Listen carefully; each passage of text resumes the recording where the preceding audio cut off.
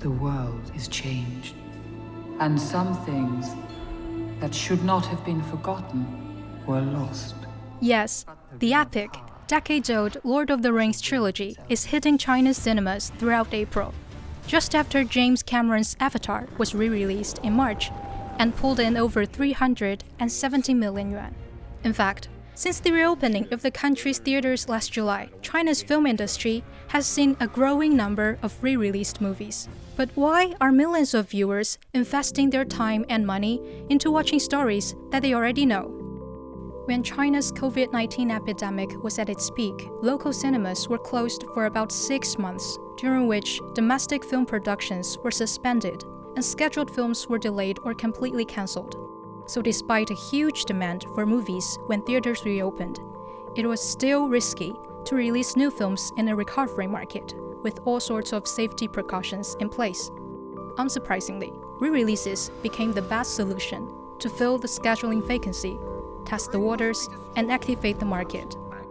Besides, before returning to the big screen, re-releases still need to go through the China Film Administration's review process. But this time around, it's much easier with a focus more on technical aspects rather than the film's content itself. We've been able to remaster in 4K, Dolby Atmos sound. Some re-releases have already proven their potential for success, largely easing the pressure of box office performance. A fun fact is that, in some cases, a re-release is integral to the promotional plans of certain movies. For instance, Christopher Nolan's Interstellar and Inception returned to Chinese screens last summer to build momentum for the director's new film, Tenet. Similarly, Avatar's recent rerun can also be seen as an early warm-up with sequel next year. But this doesn't mean that rescreening old movies is an easy deal. Why? Because we've already watched them. We have every reason to save the ticket price and just pay for the content online.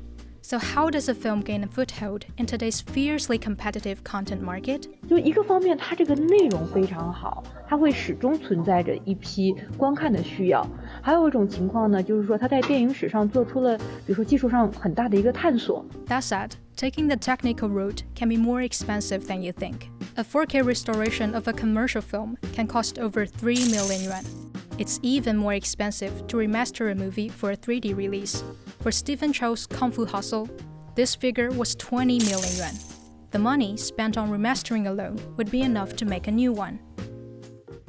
以前人们都说，哎呀，电影是一个遗憾的艺术，因为你一旦表演完了之后，它就被固定在胶片的这个画面上，你没有办法去更改它，你甚至没有下一次的机会，因为它的成本非常的昂贵。重映电影让时间的艺术变得多次。Inherently, the core of re-releases is about attracting audiences for unsigned film consumption, not just to rewatch a movie, but to spend some quality time with it.